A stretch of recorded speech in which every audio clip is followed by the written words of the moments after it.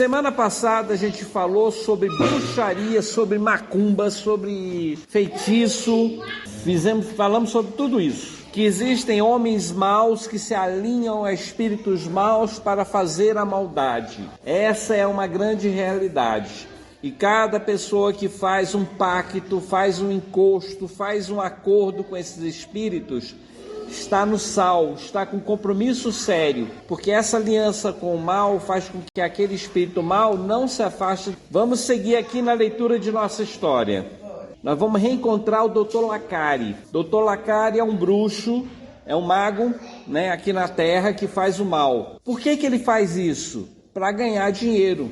As pessoas vêm até ele e falam: eu preciso de um emprego, então você vai me pagar tanto, vai me conseguir galinha, vai me conseguir cachaça, e eu vou fazer um trabalho de magia, vou evocar os espíritos, e aí eu vou te ajudar a conseguir um emprego.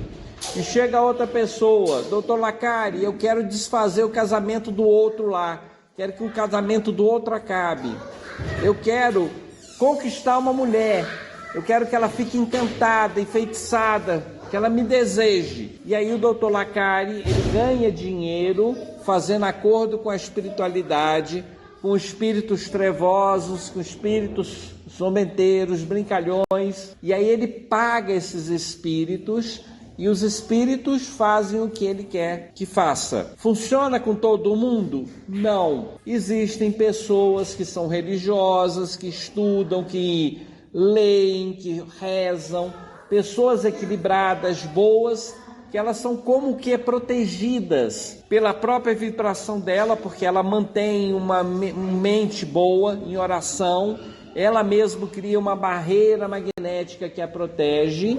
E existem pessoas que, por muito orar, criam também uma barreira magnética na casa. Então ela fica protegida e a casa também fica protegida.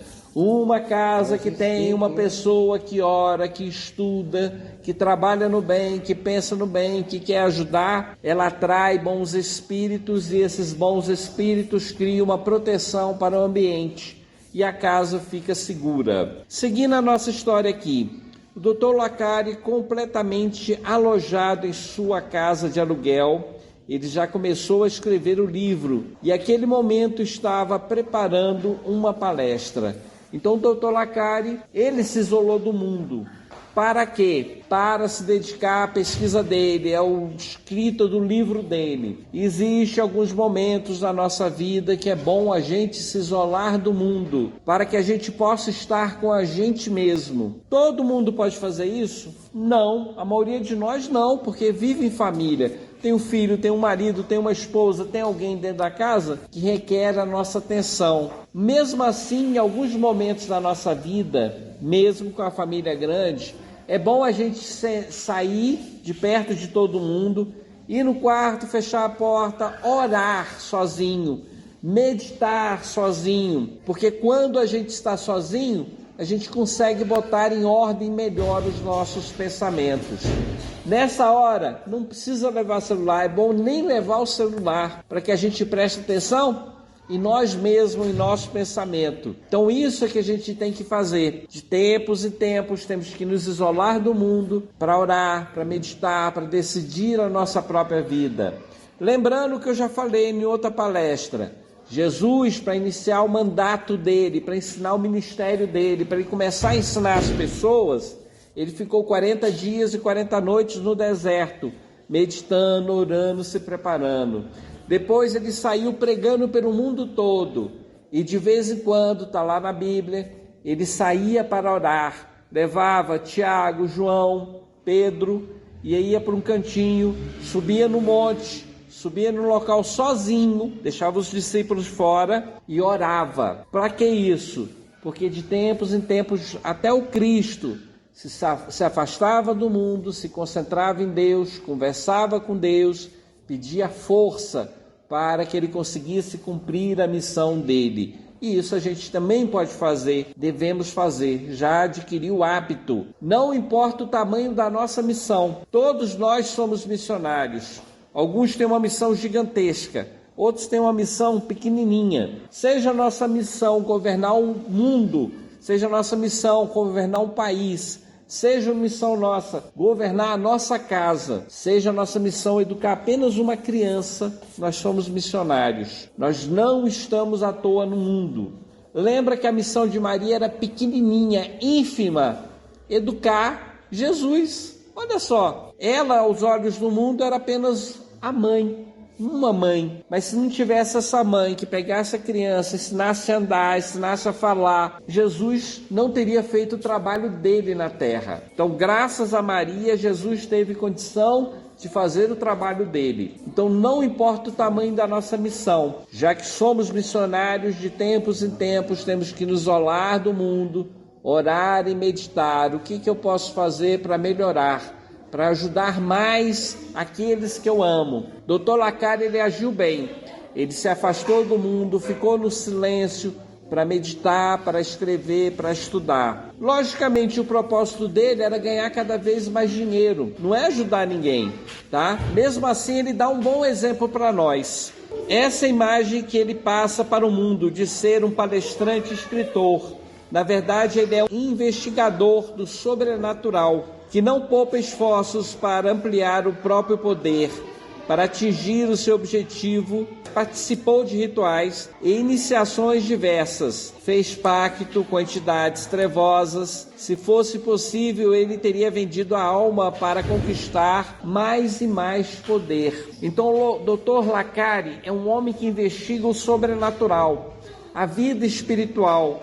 Ele investiga meios de manipular as pessoas, de dominar as pessoas, de ganhar cada vez mais dinheiro, usando a mente para isso. Então, o trabalho dele para o mundo é de palestrante e escritor, mas na verdade o trabalho dele mais é de estudioso, de meios para ganhar dinheiro com o sobrenatural, com a bruxaria. Felizmente para ele não é possível vender a alma, pois nós somos a alma. Podemos permanecer escravizados por um tempo indeterminado, mas essa escravidão tem limite, e quando não é o próprio espírito que se liberta, são os espíritos superiores que interferem no processo. Repito, a informação para que ela fique gravada em nossa mente.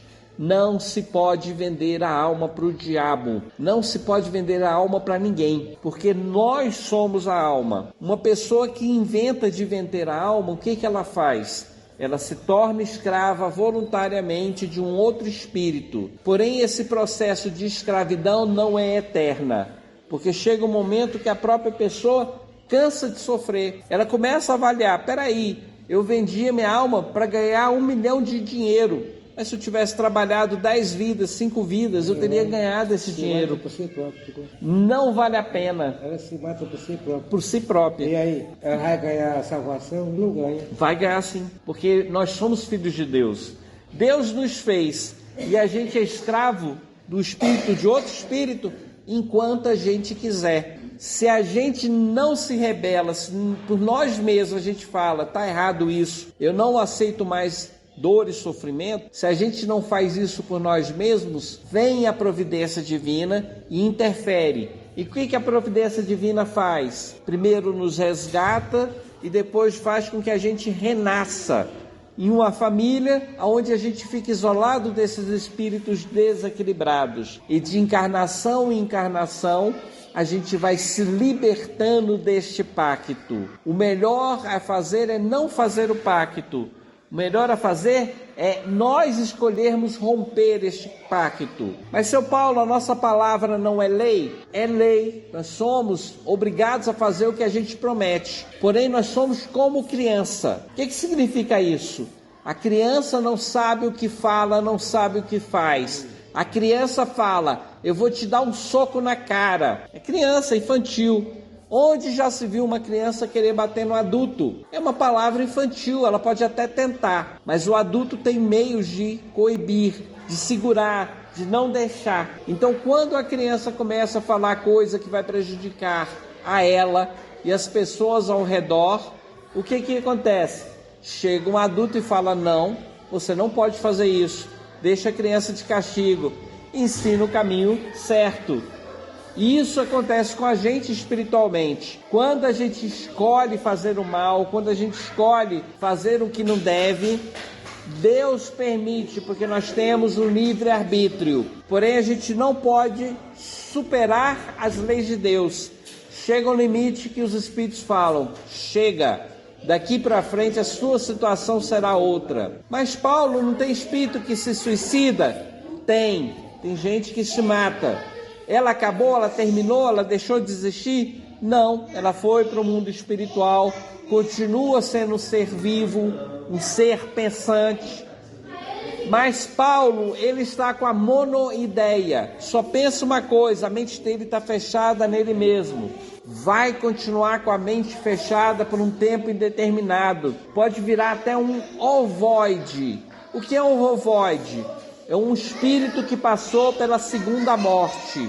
Mesmo no fenômeno da ovoidização, a pessoa se transforma em um ovoide. O que é isso? Ela perdeu o corpo físico e quis se matar também no mundo espiritual. Não dá para matar no mundo espiritual porque ele já é espírito, mas ele pode perder o perispírito. E quando um espírito perde o perispírito, ele destrói o próprio perispírito, ele fica como se fosse uma bola disforme, como uma cabeça que pensa, uma cabeça fechada nela mesma. O que significa isso? Não ouve, não vê, não fala. Ele fica uma bola disforme.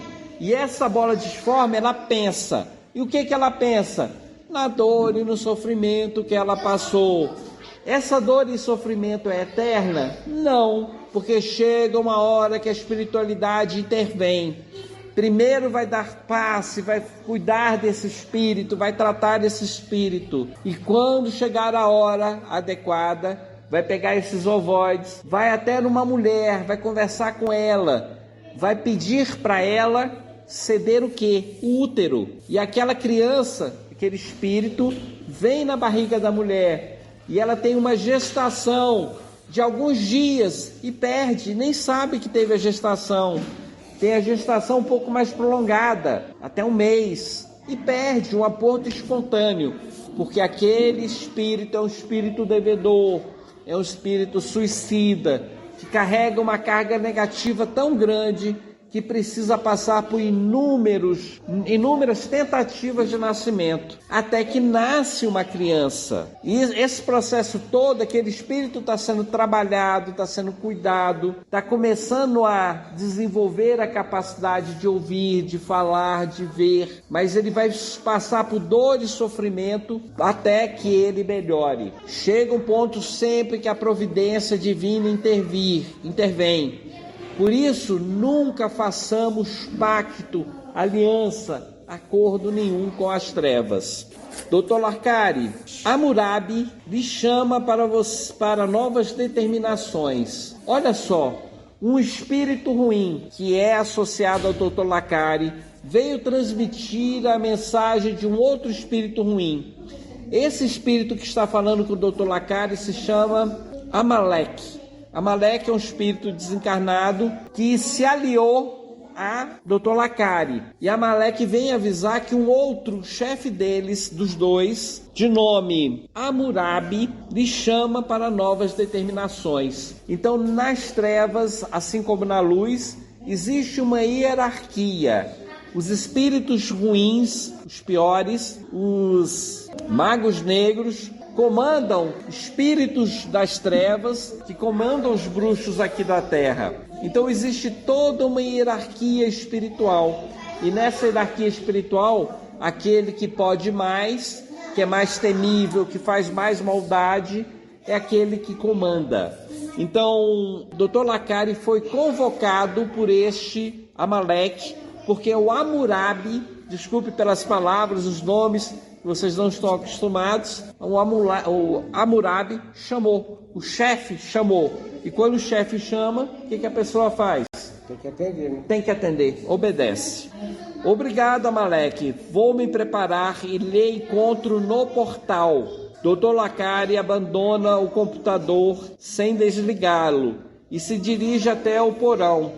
Ali as janelas são bloqueadas para que nenhuma luz exterior interfira nos trabalhos de magia existente. O porão está repleto de símbolos, objetos de magia, bonecos de voodoo, velas acesas e artefatos antigos. Dr. Amalek, ele estuda o sobrenatural. E em qualquer lugar que existam objetos chamados sagrados, ele compra, ele negocia. Principalmente se esses objetos sagrados são ligados a espíritos do mal. Para que isso? Porque ele quer o magnetismo daqueles objetos. Como é que um objeto tem esse magnetismo? Quando um médium que tem a vontade de fazer o mal se concentra naquele objeto para fazer o mal. No trabalho de magia, quando a pessoa faz o trabalho de magia, pega os instrumentos dele, a galinha, o charuto, às vezes uma faca, um punhal, e às vezes ela concentra nesses objetos. E esses objetos são usados com muita frequência, ficam com o magnetismo, a energia daquele bruxo, daquele mago negro. Aí faz um despacho. E faz o despacho dele. Passa e o espírito mal faz um acordo e vai lá prejudicar o outro. Entendeu? Então, quando a pessoa pega esses objetos já magnetizados, já usados muitas vezes em ritual, aquele objeto, aquele punhal, aquela faca, aquela cruz, aquela espada, aquele objeto fica impregnado de um magnetismo que também são utilizados para fazer outros rituais. O Dr. Lacari, ele desce ao porão, um local escuro. Por que isso? Porque essas forças trevosas negativas, elas são degradadas, elas são destruídas com a luz do sol. A luz do sol, ela mata, ela destrói o ectoplasma. Então, o ectoplasma adequado para a materialização de espírito, ele é produzido em abundância pelos médios de materialização. Só que quando se acende a luz, esse ectoplasma, ele queima. Ele é fotossensível, ele queima. Então, para que o ambiente seja apropriado para os trabalhos de magia, os bruxos geralmente tampam a luz do sol. Só fica com a luz interna, uma luzinha vermelha, acende vela, que essa luz é mais suave, incomoda menos o ectoplasma. E os símbolos? Os símbolos também são objetos de concentração dos bruxos, dos magos. A simbologia atrai espíritos. Se a gente for lá na Umbanda, quem conhece a Umbanda sabe que o caboclo, o preto velho, o Exu, ele risca o ponto, ele faz um símbolo no chão. E esse símbolo é como se fosse um portal, uma chave aonde o espírito coloca o caminho para ele encontrar de novo aquela casa de Umbanda. Ele se concentra naquele símbolo e ele vai para aquela casa na hora que ele quiser, porque ele já marcou o caminho dele, ele deixou o símbolo dele, tá? Então, na bruxaria, eles também usam esses símbolos. Sigamos em frente. O ser humano possui forte magnetismo, o qual o impregna em tudo que toca. E como um rastro magnético que mais concentrado em objetos de uso pessoal. O médium psicometra é capaz de tocar um desses objetos e ver cenas do passado. Nós, naturalmente, cada um de nós, seres humanos, possuímos um fluido magnético, um fluido espiritual. E quando a gente toca um objeto, a gente está deixando o nosso magnetismo nesse objeto. Nesse instante, eu estou colocando minha mão na cadeira. Pelo simples fato de eu tocar na cadeira, eu deixo um pouco do meu fluido. Só que essa energia, ele vai dissolver, vai dispersar. Magnetismo nosso, magnetismo pessoal. Agora, se eu uso um objeto com frequência, vamos dizer, minha camisa, se toda semana eu estou com essa camisa de uso pessoal minha fica com mais magnetismo meu do que um outro objeto. Essa é a razão porque um bruxo, do que um pai de santo, pede o quê? Uma roupa íntima da pessoa para fazer uma amarração, porque uma roupa íntima está impregnada da energia sexual da pessoa, e aí eles fazem a amarração com aquela peça íntima. Uma roupa nossa também tem o nosso magnetismo. É como se fosse o quê? Um rastro, uma ligação nossa com o objeto. Então o espírito mal ataca o objeto da pessoa para atingir a pessoa, porque tem um rastro, uma ligação de energia do objeto até a pessoa.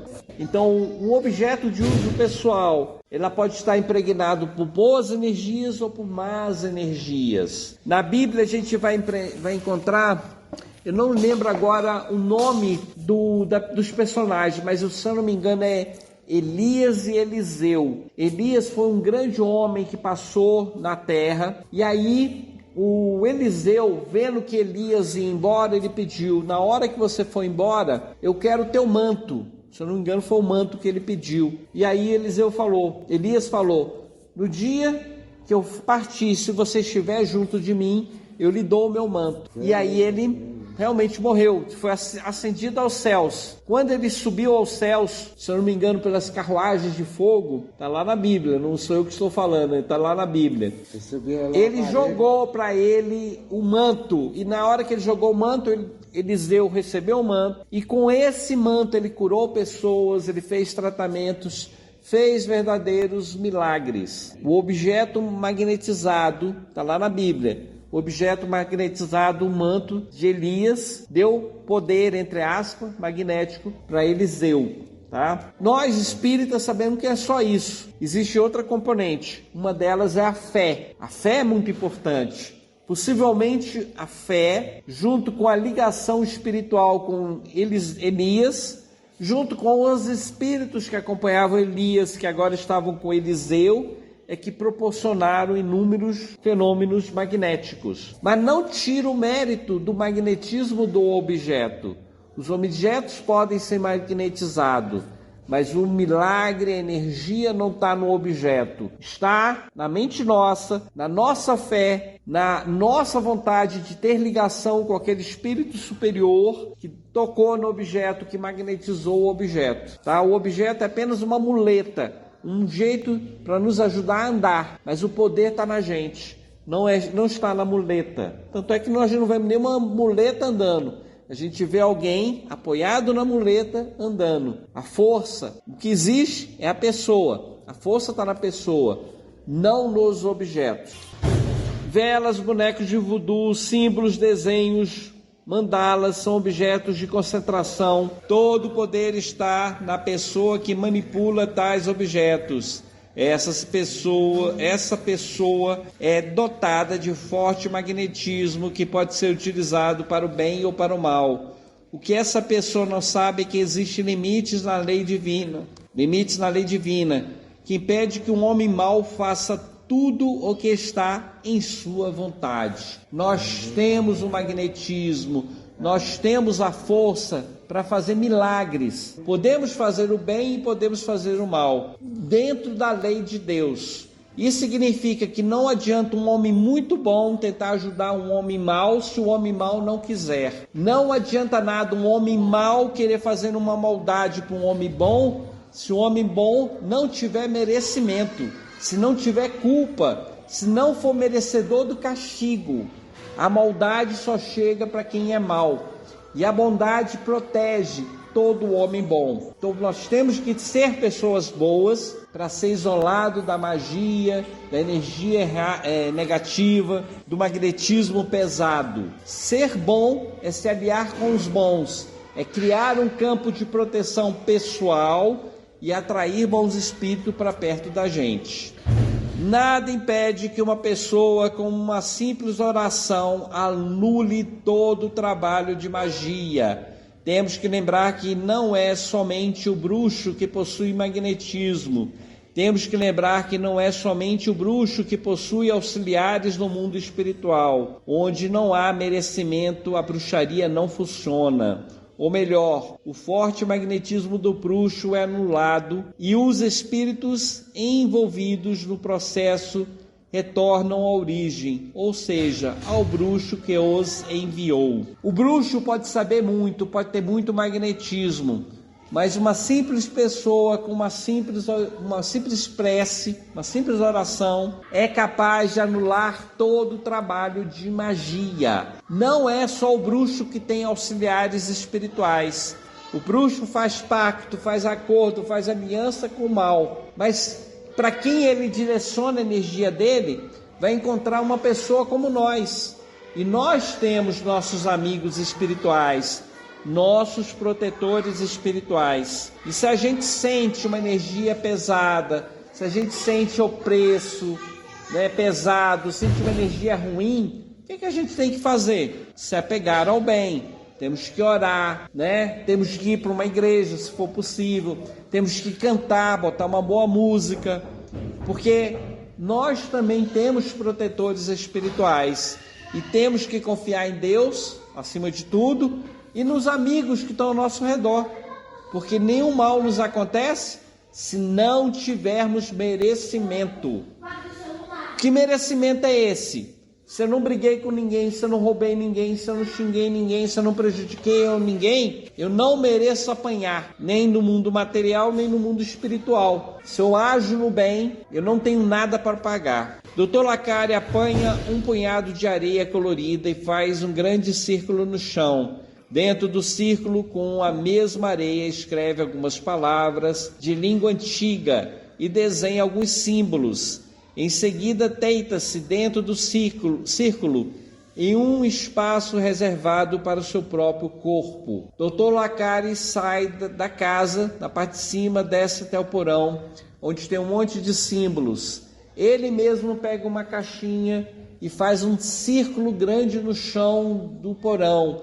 Desenha outros símbolos, escreve algumas palavras. Ele se deita nesse círculo, ou seja, ele está preparando o ambiente magnético para desdobrar, para sair do corpo. Algumas pessoas têm esta habilidade.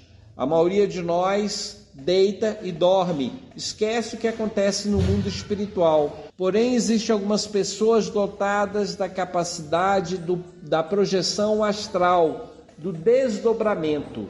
E o que é a projeção astral? O que é o desdobramento? A pessoa deita e ela sai do corpo. O corpo fica e ela vai para o mundo espiritual. E para onde ela vai? Ela vai para onde o coração dela manda. Um médium de desdobramento escolhe o que ele vai fazer. Ele pode ir para as dimensões superiores, até o limite da capacidade dele, ou pode ir para as camadas, para as dimensões inferiores. Após alguns instantes de concentração, ele se vê desdobrado em uma dimensão espiritual próxima à dimensão dos encarnados. Com agilidade, ele afunda na própria terra, como quem conhece o caminho que deve percorrer. O chão não é obstáculo, pois que para ele é pesada neblina que atravessa sem encontrar resistência. A terra, ela é um obstáculo para o nosso corpo. A gente não tem como entrar na terra, mas o nosso espírito tem plena capacidade de atravessar uma parede. Ele tem plena capacidade de penetrar na terra. O planeta Terra, ela tem esferas de evolução. O núcleo da terra é como se fosse um abismo espiritual, um local onde estão os dragões, os espíritos mais pesados, primitivos que existem na Terra. Provavelmente esses dragões já vieram de outro planeta. Eram espíritos de grande capacidade, eram espíritos sábios, de grande poder lá. Pensavam no mal, planejavam o mal, comandavam o mal, que foram expulsos do outro planeta e foram trazidos até a Terra. Expulsos do outro planeta e foram levados para essa região umbralina, na qual são acorrentados, ficam presos para não fazer o mal. Essa é uma região abismal, uma camada superior, uma esfera superior. Então temos o abismo, temos as trevas, onde espíritos maus também comandam espíritos maus, onde tem os magos negros, onde existem facções que brigam para dominar o máximo de poder, o máximo de pessoas possível. Acima dessa camada nós temos um umbral pesado, também é um local ruim, aonde encontramos o vale do suicida, o vale dos drogados, o vale dos alcoólatras, onde tem os desequilibrados sexuais. É um umbral pesado. Subindo um pouco mais, nós vamos encontrar um umbral médio. Onde é esse umbral médio? Olha só que beleza.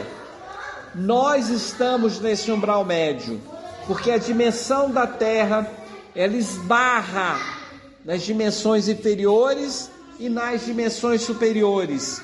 Aqui se encontram espíritos muito evoluídos, mas encontramos também espíritos muito desequilibrados. Alguns desses espíritos desequilibrados nascem como nós, como os homens, reencarnam aqui na Terra. Então, aqui na Terra, entre os encarnados, na nossa dimensão dos encarnados, nós vamos ter espírito superior nascendo com espírito inferior. É um local de transição. Uma esfera superior é a esfera onde está nosso lar. É o chamado umbral fino, né? Um umbral mais leve, não sei exatamente o nome, mas é um umbral mais leve, que estão as cidades espirituais superiores. Mas nós temos uma dimensão dos espíritos mais sábios, mais estudiosos, das almas boas, dos espíritos bons. É uma esfera superior, e nós vamos encontrar uma esfera ainda superior a essa. É a esfera crística, onde os espíritos que trabalham no bem, os trabalhadores, os missionários que comandam o planeta Terra, se situam nessa camada crística. Ela se mistura com a camada crística de outros planetas, de forma que os espíritos superiores compartilham ideias, compartilham experiências. Então nós estamos no umbral médio. E quando o Dr. Lacari, ele deita-se no chão, ele desdobra, sai do corpo físico, em vez de ele ficar na camada da Terra, umbral médio, dos encarnados, ele afunda na Terra. E para ele, como é que é essa Terra que ele penetra? É como se fosse uma neblina densa, uma neblina concentrada. E aí ele vai descendo até uma região que, para eles, temos como se fosse o céu, o topo, né? Para eles é um céu, né? Então, e eles encontram uma terra lá embaixo. Isso, tá? Descendo na neblina. Isso. Então eles chegam numa camada interna da terra, onde eles pisam, que é compacta, é dura, e que os espíritos podem caminhar, mas não é uma camada ainda trevosa, é um umbral pesado, e é para essa região pesada que o senhor Lacari vai. No mundo espiritual existem camadas vibratórias que são cada vez mais densas nas regiões inferiores e cada vez mais sutis nas dimensões superiores. Tal densidade afeta até o tempo. O tempo nas camadas inferiores passa mais lento, nas camadas superiores passa mais rápido. Isso significa que encontramos homens primitivos que ainda vivem como na época da Segunda Guerra Mundial, como no período pré-colonial, como na época do Egito Antigo, como em épocas mais recuadas, como se o tempo não houvesse passado para eles. Espíritos superiores transmitem pacotes de ideia em vez de se comunicar com lentas palavras. Se deslocam na velocidade do pensamento. Possui tecnologia cada vez mais avançada. Então, quanto mais a pessoa está no interior da Terra, quanto mais o corpo do espírito é pesado, mais lento é o tempo para esse espírito. De maneira que ainda encontramos espíritos tão primitivos, porque o tempo deles não passa como o nosso, que é como se eles ainda estivessem na época do Egito Antigo, como se estivesse na época das pirâmides, como se estivesse na época até dos homens das cavernas, porque eles estão numa dimensão tão pesada, mas tão pesada, que o tempo para eles parece que está parado ainda num tempo antigo. À medida que o espírito evolui, ele vai chegando numa dimensão onde o tempo é mais rápido, aonde a comunicação é possível com facilidade. Mas se a gente passar por uma dimensão superior, os espíritos já não se comunicam com a lentidão das palavras. Um espírito pensa no outro, transmite a vontade dele, a ideia dele, instantaneamente. Aqui, para falar com vocês, tenho que falar uma palavra de cada vez. Nas dimensões superiores, em mundos muito mais avançados, a gente transmite pacotes de informação, como se a gente, em vez de dar uma página para a pessoa ler, desse um livro inteiro. Então a informação para os espíritos superiores é rápida, é dinâmica. Para nós sairmos daqui e até o portão, a gente vai demorar uns 3, 4 segundos, 10 segundos para chegar no portão. Eles se deslocam na velocidade do pensamento. Para que a gente possa ir até a nossa casa, a gente demora alguns minutos andando, de bicicleta, às vezes de carro. Mas para o mundo espiritual superior, os espíritos se deslocam na força do pensamento, na velocidade do pensamento, como se instantaneamente eles pudessem estar em qualquer lugar. Então, à medida que o espírito ele evolui, ele se desloca mais rápido, ele pensa mais rápido, ele aprende mais rápido. Os espíritos inferior, pelo contrário, quanto mais primitivos são, o tempo é mais lento para ele nas camadas inferiores, porque o corpo deles é denso, é lento. Uma vez eu sonhei que estava no mundo espiritual. Não sabia que estava no mundo espiritual, mas numa região tão pesada, mas tão pesada, que tudo era lento. Eu tentava mover meu corpo e não movia, era lento demais. Ele ia assim, mas eu sentia o peso, a lentidão do meu corpo. É uma sensação muito desagradável. Assim vivem os espíritos na região do umbral pesado. E pior ainda, para aqueles espíritos que estão nas regiões trevosas. O tempo para eles é mais lento ainda. Ao chegar em um paredão, Dr. Lacari, ele estacou de chofre. Gemidos e vozes alucinantes o impediam de continuar. Por algum tempo permaneceu impassível. Ele estava com medo, mas não se atreveu a demonstrar. Então ele foi para uma região trevosa. Ele já estava acostumado com a dor e sofrimento. Mas para ele passar por uma dimensão inferior, ainda que ele estava, ele encontrou um paredão. Neste paredão havia um portal, uma passagem para uma região mais densa. Ele não se atreveu a entrar nessa passagem, porque ele teve medo. Ele é um espírito encarnado. E ele já de lá ouvia os gritos e gemidos. E se paralisou, ficou lá, firme e forte, para não demonstrar o medo. O espírito que demonstra fraqueza, demonstra medo, sofre muito nas regiões trevosas.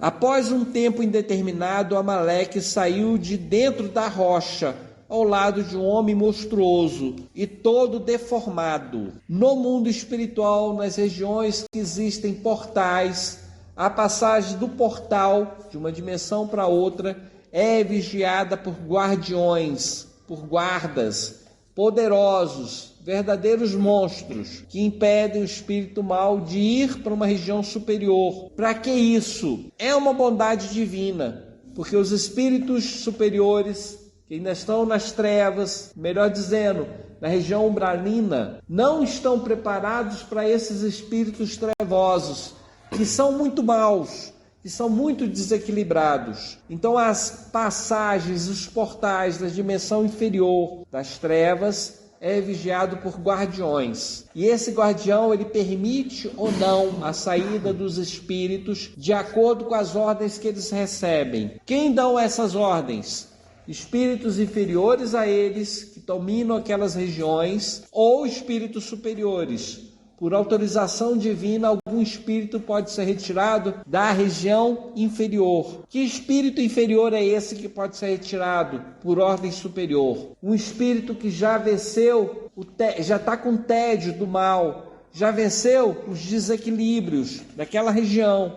Um espírito que está sendo resgatado para o novo nascimento. Pela intervenção divina, o espírito desequilibrado pode ser retirado da região inferior e levado a um novo nascimento. Quem autoriza? Um espírito superior ou um espírito inferior. Por que o espírito inferior iria autorizar? Porque se um espírito está evoluindo na região trevosa, umbralina, umbral pesado, esse espírito pode contaminar outros que lá estão, que veem a melhoria do outro e também vão querer se melhorar.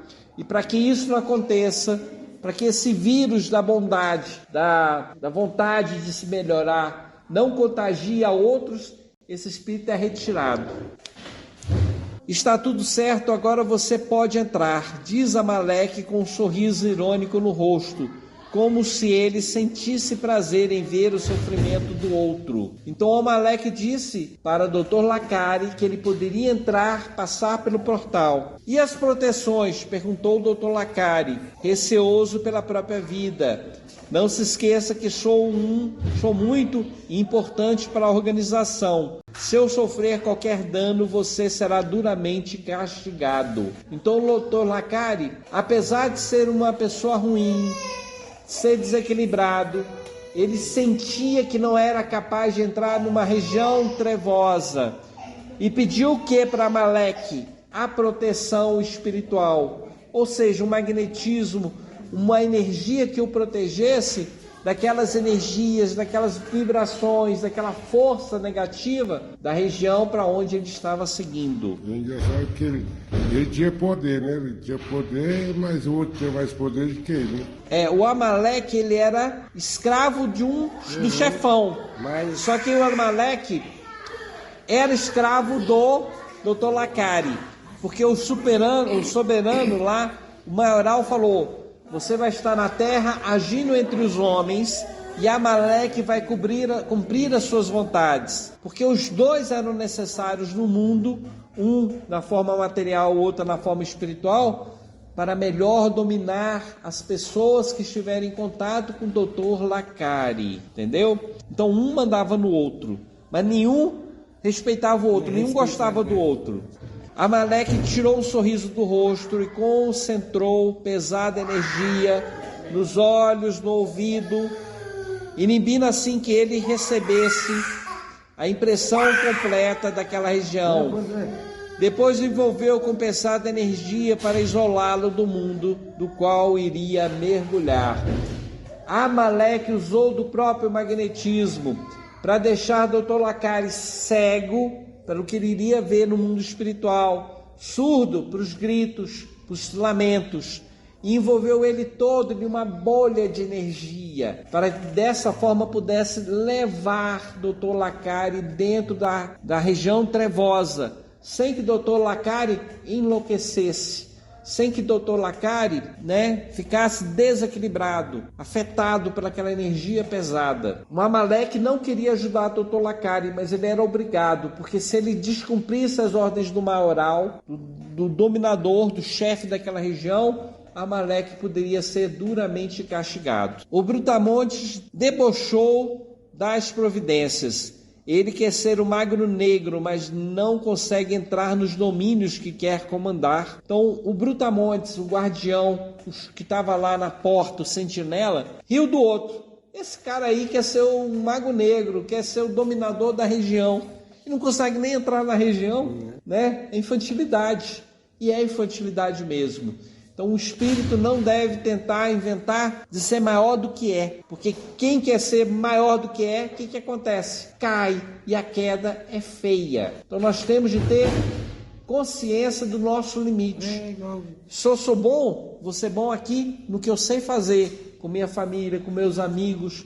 Não querer ser mais do que é, porque uma hora, cai. Amaleque concordou, deu um tabefe no Dr. Lacari, que não percebeu a agressão, pois que estava como que hipnotizado, envolvido naquela pesada bolha de energia. Vou repetir, o Amaleque envolveu o Dr. Lacari com uma energia pesada, vendou os olhos dele e os ouvidos dele, para que ele não percebesse a região trevosa em que estava. E antes de entrarem pela rocha, pela passagem, pelo portal, Amaleque deu um tapa em Dr. Lacari, que não percebeu a agressão, porque o que estava acontecendo? Ele estava como que hipnotizado. Quando ele sair da proteção dos maiorais, vou brincar com ele, disse Amaleque. Amaleque riu, falou: quando ele não estiver mais, se não for mais útil para o maioral, para os maiorais, vou brincar com ele, vou torturá-lo, vou fazer o que eu quiser com ele. O Brutamontes gargalhou e atravessou o paredão sem encontrar resistência. Amaleque conduziu o Dr. Lacari pelo mesmo caminho. Aquela nova dimensão era mais pesada que a primeira. causando a apreensão do próprio Amaleque. Se ele não estivesse a serviço do maioral, com certeza não sairia dali. Amaleque tinha uma energia pesada, tinha consciência pesada, e ele só conseguia entrar e sair daquela região porque tinha autorização do maioral, do espírito trevoso que comandava aquela região. Ele sentiu mal, o próprio Amaleque, que é um espírito demoníaco, um espírito desequilibrado, de entrar na região, porque ele sabia que ali era o lugar dele, porque ele tinha sintonia vibratória. Então, de certa forma, embora ele não pudesse falar, ele dava graças a Deus por ele poder entrar e sair à vontade, porque ele tinha autorização do maioral. Amaleque, com grande esforço, conduziu o Dr. Lacari por aquela região sombria. Ao longo do caminho, criaturas disformes cuidavam da própria vida. Outras, porém, gritavam por ajuda ou amaldiçoavam e fugiam. Ali estavam reunidos antigos seres humanos que, por sua maldade, degradavam a forma. Quem é que está nessas regiões trevosas? São homens, são mulheres, que pelo tanto de maldade que conservaram durante a vida, degradaram a forma. O que quer dizer isso? Alguns perderam braço, perna, se transformaram no corpo como se fossem girinos, como se fossem sapos, como se fossem lobos, se transformaram em monstros, se transformaram em feras. Ali estavam almas humanas, espíritos humanos degradados. Não é animal. Não vamos encontrar nas trevas, nem nas regiões umbralinas, espíritos de animais. Esses espíritos também têm as suas próprias dimensões, suas próprias regiões. Mas nas regiões umbralinas e trevosas nós vamos encontrar seres humanos que cultivam a maldade, que cultivam o desequilíbrio, que têm culpa na consciência. O tempo ali parecia inexistir, pois não havia um ciclo qualquer que os marcasse. Tudo parecia eterno sofrimento. Por isso, após um tempo indeterminado, Amaleque entrou em uma estranha cidade. Aqui e ali prédios em ruínas ou amontoados como em favela. Guardas armados patrulhavam a região, causando terror por onde passavam. Vamos pensar o seguinte: a região trevosa, existem regiões feitas pelos espíritos que lá estão. Isso significa que na região trevosa vai encontrar um mar de fogo, vai encontrar um pântano, vai encontrar uma floresta, onde animais perigosos, espíritos humanos degradados, circulam pelaquela região. Mas as regiões trevosas, assim como as regiões superiores, elas são moldadas. A região em que está, ela é moldada pela mente dos espíritos que lá estão. Assim como os espíritos superiores constroem cidades, lá na região trevosa existem regiões em que a mente dos espíritos constrói favelas, constrói cidades, constrói palácios. Existe também espírito mau que tem tecnologia, tem poder mental para construir um palácio. Só que ao contrário do palácio da terra, ali não impera a luz, mas impera a treva. Ali, a luz, ela é avermelhada. Onde existem guardas armados, dominados por entidades desequilibradas, patrulham. Uma das patrulhas abordou Amaleque com ignorância. Na mesma hora, Amaleque apresentou o salva-conduto. Mesmo assim, foi conduzido com ignorância para a averiguação. As regiões trevosas não tem um guarda só, tem muitos guardas.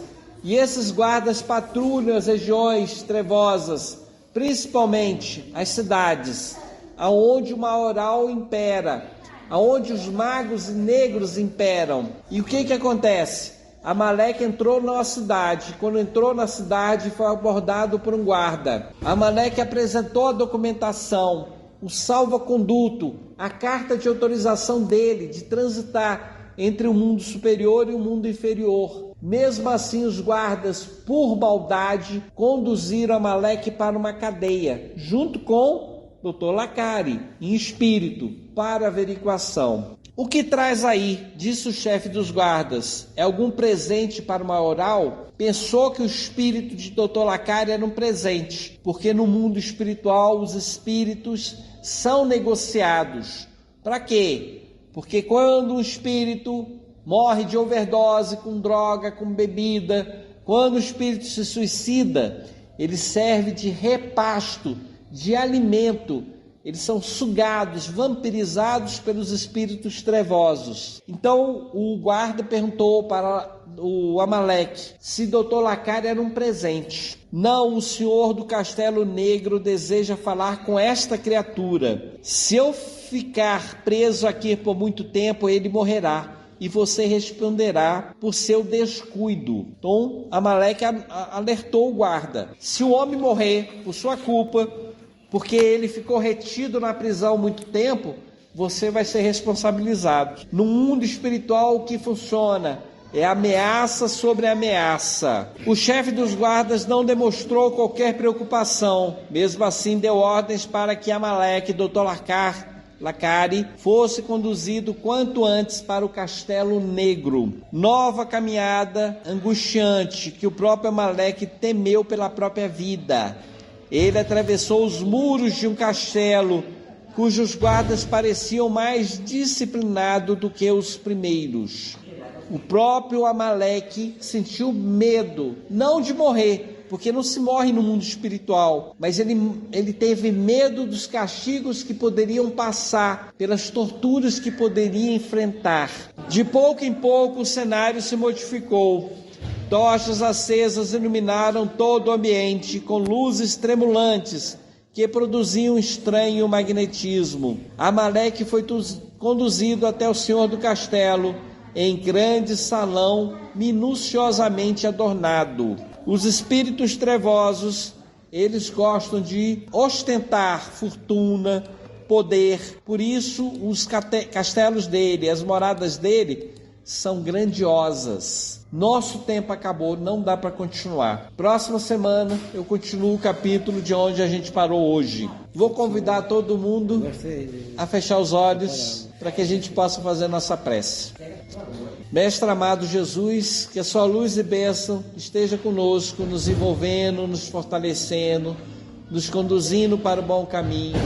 Abençoa, Mestre Jesus, as nossas vidas, para que nenhum espírito mau, nem encarnado, nem desencarnado, interfira na nossa vontade, no nosso livre-arbítrio, que possamos vencer qualquer demanda, qualquer disputa, qualquer afronta dos espíritos desequilibrados, pois temos certeza que estamos contigo, Senhor, buscando nos melhorar, buscando perdoar a todas as pessoas que estão à nossa volta. Em nome de Deus, de Maria, de Jesus, damos encerrada a nossa palestra de hoje.